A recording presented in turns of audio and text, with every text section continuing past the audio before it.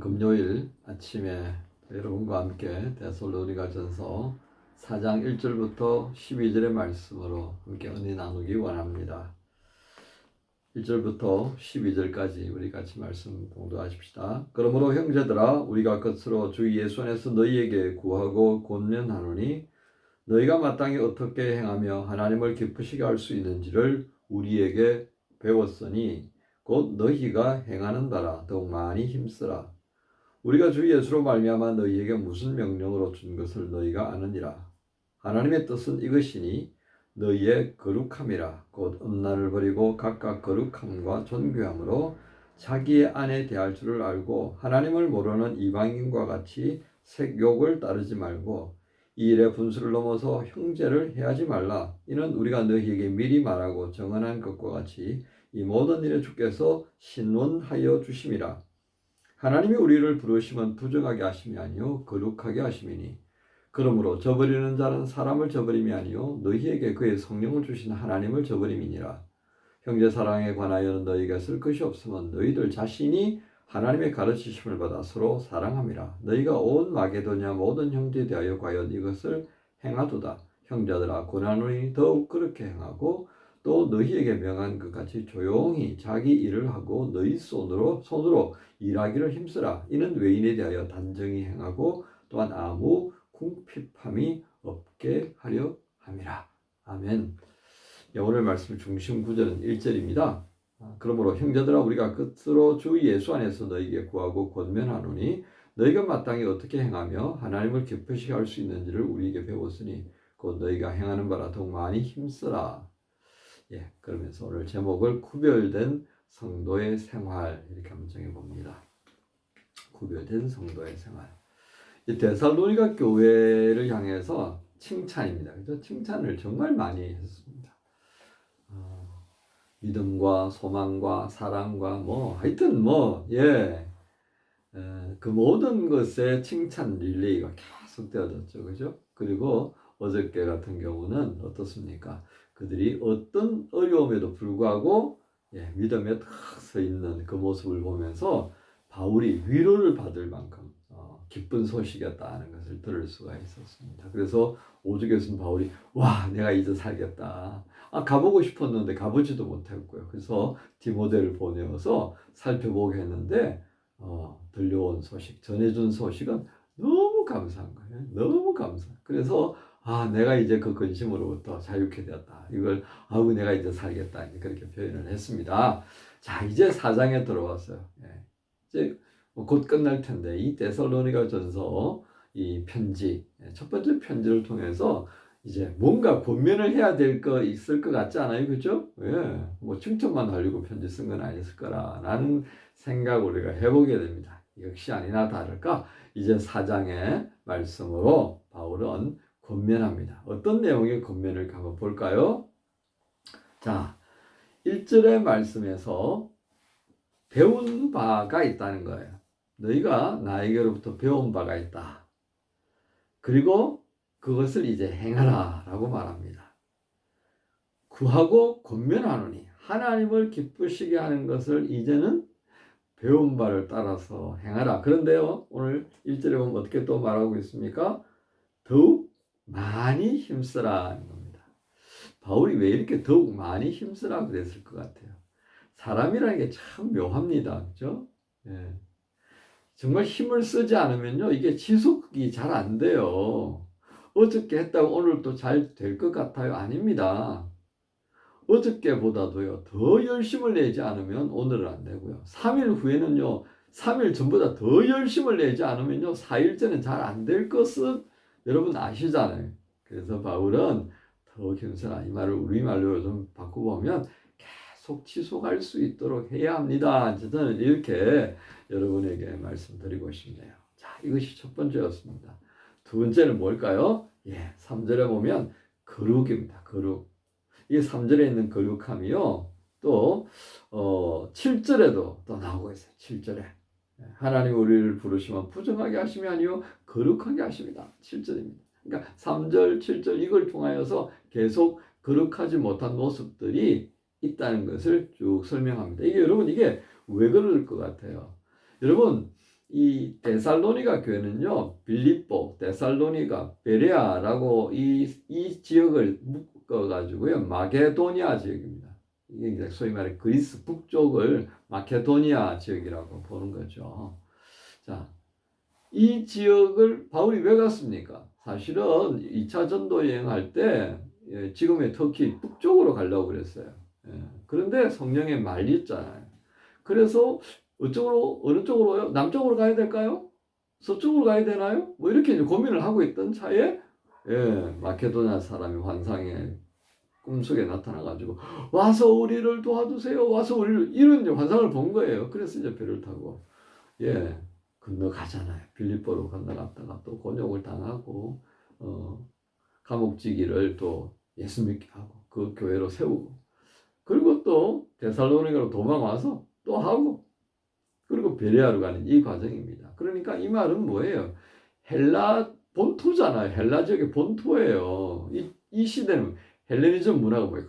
남자는 우량한, 여성은 풍성하다, 그죠? 육체를 자랑하는 이 문화예요. 헬레니즘 문화가요. 바탕이.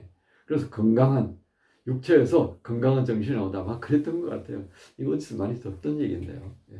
저희 그 유신 시절에 체육 활동할 때 하던 얘기예요, 이게. 근데 이게 이제 나중에 알고 보니까 이게 어디서 나온가는 이해하겠다, 그죠? 바로 이 헬라 시대 때 그만큼 육체를 강조했고요. 그리고 신전에서의 성적인 여러 가지 활동들이 굉장히 자유롭게 지금보다 더 자유롭다고 할 수 있겠습니다. 그러니까 이제 데살로니가 사람들이 예수님을 믿고 교회로 성도로 이제 이렇게 자리매김을 하는데 그 옛 습관들이 있잖아요. 그거 얼마나 힘들었겠어요. 여러분들 습관을 떨쳐버리기가 쉬운가요? 그렇지 않아요. 참 쉽지 않습니다, 이게. 그래서 바울은 오늘 거룩이라는 것을 당부하는 겁니다. 특히 이 소아시아와 이 마케도니아와 그리스 지역에 있는 이 교회들의 공통 분모가 이 성적인 문제였었어요. 그래서 이 거룩이라는 것을 지적하면서 바로 엄난이라는 것이 나오죠. 엄난이라는 것. 그만큼 이게 그 시대 문화에 굉장히 자연스러웠던 현상이었습니다. 이걸 끊어내야 한단 말이죠. 그래야만이 교회로서 성도로서의 모습이 제대로 자리 잡는다는 것을 알았기 때문입니다. 자, 거룩에 대한 부분이 왜 이렇게 강조되어졌는지 이해하시겠다, 그죠? 그 다음에 또 세 번째가 있습니다. 세 번째가 뭘까요? 9절입니다. 형제 사랑에 대한 얘기가 나오는데요. 그 앞에 부분에 있었죠. 6절에도 보면 이 일의 분수를 넘어서 형제를 해하지 말라. 이게 어떤 의미겠습니까? 9절과 연결되어져서 믿음이 그냥 열정 그 자체로 있는 사람도 있을 거고요. 쭈뼛쭈뼛하면서 적응 잘 못하는 사람들도 있고 그렇잖아요. 모든 게 다 그래요. 그런데 이 데살로니가 교회도 마찬가지지 않았겠습니까? 아니 데살로니가 교회에 바울이 3주 있었어요. 3주. 에베소에는 3년을 가르쳤는데도 그냥 시끌벅적했잖아요. 그죠? 그러니까 그만큼 바울이 걱정이 많았던 겁니다. 그 말은 이 데살로니가 교회 안에 믿음이 충만한 사람도 있지만 연약한 사람, 그냥 결단이 있어가지고 막 딱 정리하고 말이죠. 그냥 막 한 방에 달려가는 사람도 있지만 눈치 보고 좀 이것도 좀 하고 싶은데 저것도 하고 싶은데 그런 사람도 있잖아요, 그죠? 그런 사람들에 대하여서 제재를 가하고 그냥 교회 쫓아내야 되고 그런 식의 하지 말아요. 그 일은 누가 한다는 얘기예요. 오늘 보십시오. 6절 후반부에 이 모든 일에 주께서 신원하여 주십니다. 주께서 살필 거 살피고 짚을 거 짚으시고 판단할 거 판단하시고 다 하신다고 말이에요. 그러니까 주님이 하셔야 될 일과 여러분이 해야 될 일을 구분해라. 그래서 7절 후반부 그리고 9절에 이 성령께서 등장하시는 것을 우리가 보게 되고요. 그래서 8절에 그러므로 저버리는 자는 사람을 저버림이 아니요 너희에게 그의 성령을 주신 하나님을 저버립니다. 떨어져 나간 이들이 있다고요. 그죠? 그런 사람 분명히 있습니다. 자, 그런 부분에 대해서 성령께서 다 헤아리실 거다. 그러니까 그걸 네가 무슨 징계를 하려고 덤벼들고 막 그렇게 하지 마라 이거죠. 사랑해라. 너희에게 주어져 있는 것은 사랑하는 거다. 그것을 바로 이제 9절부터 형제 사랑에 대한 부분은 또 다른 데서도 거론했으니까 그거 참고해라 라고 하는 것입니다. 그 다음에 네 번째 중요한 부분이 11절인데요. 11절에 보면 어떤 내용이 있습니까? 자기 일을 하고 너희 손으로 일하기를 힘쓰라. 자, 여기에 이제 데살로니가 전서에 있는 매우 중요한 부분이 있습니다. 이 데살로니가 교회도요, 이 초대교회에서 가지고 있던 공통적인 고민이 있습니다. 그건 임박한 재림에 대한 생각들이었습니다. 주님이 곧 오실 거다라고 하는 이 인식이 아주 강했기 때문에요, 일상에서의 모든 활동들을 스톱하는 겁니다. 그리고 그냥 모여서 기도하고 그냥 뭐 찬양하고 그렇게 하는 거예요. 그럼 뭘 먹고 살아요? 주님은 당장 지금 오시는 게 아니잖아요. 그렇죠? 그럼 먹어야 되고 또 손님들이 오면 대접하고 또 이웃과 또 나누어야 되고 어떻게 할 거예요? 바울은 손님 대접하기를 아주 정성껏 하라고 그렇게 또 가르쳤는데, 자, 여기 문제가 생긴 겁니다. 지금 그런 낌새를 본 거예요. 그래서 그걸 맨 뒤로 오늘 지적하는 겁니다.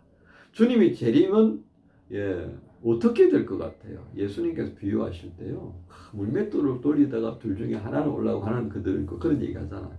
서로 막 그냥 쟁기로 밭을 가도 하나는 올라가고 하나는 그대로 있고. 이 비유가 어디에서 나온 거예요? 현장입니다. 현장. 우리가 현장을 소홀히 여기면 안 되는 거예요. 내 삶의 자리 바로 거기에서 성도의 삶을 살고요, 하나님을 경외하고요, 그게 바로 늘 우리가 얘기하는 제사장적 삶의 자리잖아요. 그렇죠? 그거예요.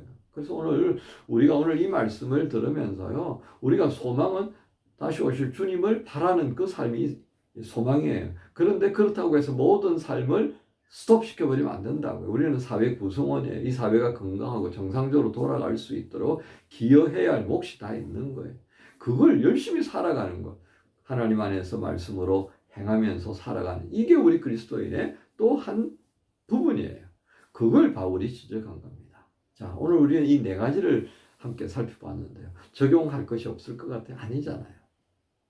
모든 것 하나하나가 우리가 해야 될 부분이더라 라고 하는 것을 우리가 알게 됩니다. 그래서 오늘 제목이 뭐예요? 구별된 성도의 생활입니다. 구별은 하되 격리가 아닙니다. 그렇죠? 세상과 격리되는 삶을 살라고 성경이 우리에게 말하는 것은 아닙니다. 세상과 함께 가되 구별되어라 라고 하는 것이 핵심입니다. 우리에게 주어져 있는 삶의 과제가 너무 힘들어서 이 구별이 없는 그런 성도의 모습이라면 그 생활은요, 점점 나의 성도의 본질을 잠식시켜 갈 수밖에 없다는 것을 여러분 아셔야 합니다. 그만큼 세상에서 열심히 사는 만큼 또 구별되어진 부분을 위하여서 열심히 정리해 나가는 것도 있어야 합니다. 그래서 하루 일과를 마치고 나면 점검하는 거죠. 한 주간을 마치고 나면 점검하는 거고, 그리고 주일 예배 때 성도의 교제, 하나님과의 교제를 통하여서 내가 또 뭘 잘라내야 하는가를 분명하게 보게 되어야 합니다. 자, 그걸 위하여서 말씀 묵상하고 마음에 감동 주시는 바를 따라서 결단하고, 그리고 또 서로 그 결단을 이루어갈 수 있도록 중보하고, 그래서 영적 버팀목, 이게 사람인 자입니다. 그죠? 이게 공동체예요. 여러분, 금요일까지 오는 동안에 참 수고 많이 하셨습니다. 오늘 잘 마무리하시고, 그리고 주말 잘 보내시면서 또 예배하십시다. 근데 이번 주일날 날씨가 좀 많이 더운 것 같아요. 그렇다고 너무 가볍게 입고 오지 마시고요. 일찍 오셔서 땀도 좀 식히시고, 그리고 기도도 하시면서 주일 예배 맞이하십시다. 여러분 모두를 우리 주님 예수님의 이름으로 축복합니다. 주님 감사합니다. 구별된 성도의 삶 어떤 것인지 바울을 통해서 또 한번 듣는 은혜 주셨습니다. 세상에 살아가면서 감당해야 될 과제들도 참 많이 있습니다. 그것에 집중하다 보면 하나님의 사람으로서 그저 구별되지 못하고 그냥 함께 엉켜서 살아갈 때가 많습니다. 오늘 말씀 통해서 다시금 우리가 살펴야 될 부분들, 또 잘라내야 될 부분들, 경계해야 될 부분들, 힘써야 할 부분들 살피게 해주시옵소서. 무엇보다도 주의 말씀을 듣는 것으로만 끝나는 것이 아니라 행하는 자가 되게 해 주옵소서. 감사합니다. 예수님 이름으로 기도합니다. 성도는 믿음으로 산다. 성도는 믿음으로 산다. 나의 모든 길 주님 인도하시리. 성도는 믿음으로 산다. 성도는 하늘 은혜로 산다. 성도는 하늘 은혜로 산다. 하늘의 양식 참된 하늘의 소망. 성도는 하늘 은혜로 산다. 성도는 말씀으로 산다. 성도는 말씀으로 산다. 성경에 쓰신 주의 생명의 말씀. 성도는 말씀으로 산다. 성도는 눈물 기도로 산다. 성도는 눈물 기도로 산다. 눈물의 간구 주님 외면치 않네. 성도는 눈물 기도로 산다.